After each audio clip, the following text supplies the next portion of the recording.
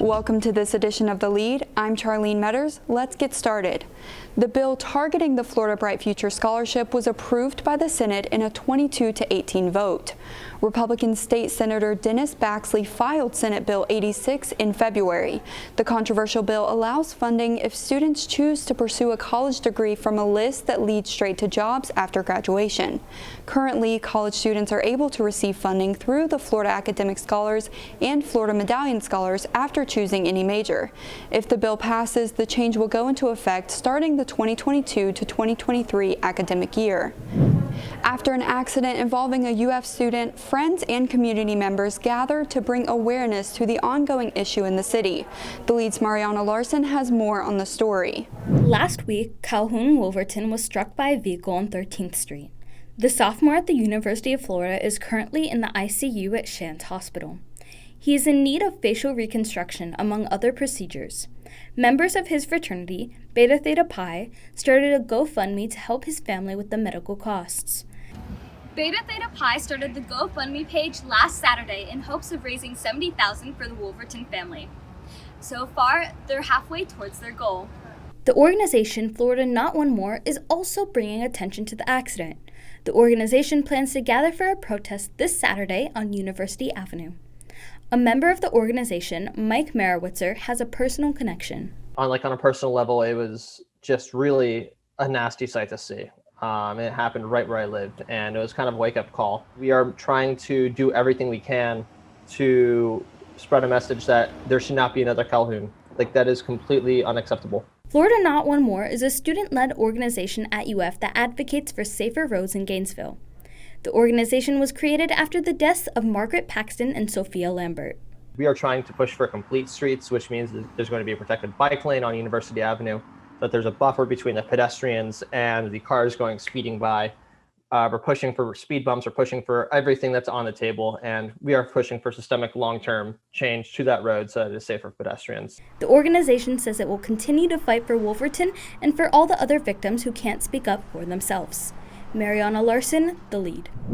UF is administering vaccines to its students, faculty, and staff on and off campus. The Lead's Daniela Savares tells us more about the vaccination process.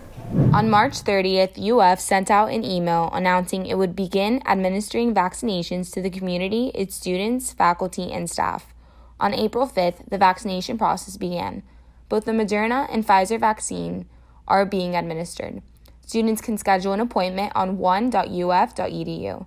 The day of the appointment, they must bring a photo ID, mask, and clothing that provides easy accessibility to their arm. If vaccinated, the person does not have to continue getting tested routinely for COVID-19. Vaccination locations are at the Ben Hill Griffin Stadium Champions Club and Santa Fe College Fine Arts Hall. UF's goal is to vaccinate a total of 20,000 people within the first 3 weeks into the process. UF is encouraging all of its students to get vaccinated as quickly as possible to ensure a safe environment on campus. Daniela Savares, The Lead. In this week's installment of the Global Review, The Lead's Phoenix Berman and Nadia Cox tell us about violent protests in Northern Ireland, turmoil within the Jordanian royal family, and Haiti's wait for vaccines. It's time to travel around the globe.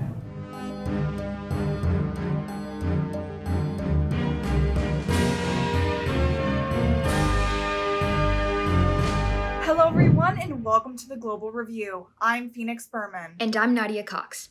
Here are your top international news stories. Haiti has not yet received any coronavirus vaccines for its 11 million citizens. The country is expected to receive over 700,000 AstraZeneca doses via the United Nations in May, but delays in shipment have casted uncertainty on their true arrival date. Experts say delivering vaccines is only the beginning. An increase in gang violence, faults in the national healthcare system, and public disinterest in vaccination will make administering shots difficult. Face masks are still mandatory in Haitian businesses, but all curfews and airport closures have been lifted. Jordan's King Abdullah stated that a plot of sedition has been thwarted.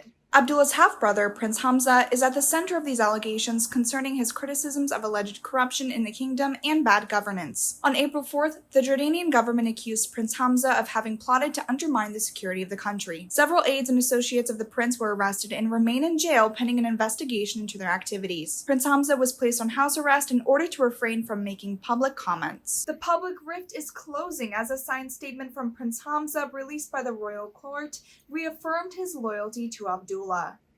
And in Northern Ireland, a bus was set on fire after political unrest led to riots. The riot started as protest in Belfast after the decision not to prosecute Irish Nationalist Party leader Sean Finn for allegedly breaking coronavirus protocols. Disruption of trade along the British-Irish border is also a cause. Youth members of Unionist and Nationalist parties were seen throwing projectiles, including stones and Molotov cocktails, over gates designed to secure the area. British, Irish, and Northern Irish leaders have all called for an end to the violence, including Britain's Prime Minister Boris Johnson. Authorities say the violence in Belfast is the worst seen in years. That's it for this week's edition of the Global Review. I'm Nadia Cox. And I'm Phoenix Berman. See you next time.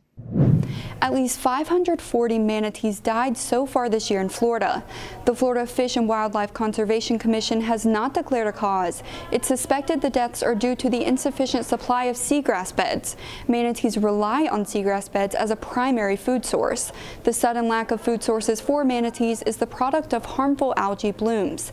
The algae blooms are caused by a combination of unregulated pollution, high water temperatures, and slow-moving currents. Please visit WUFT.org to view the complete story, and for any of your other news needs, check out WUFT.org. The United Way of North Central Florida launched an online program to help children learn to read during the pandemic.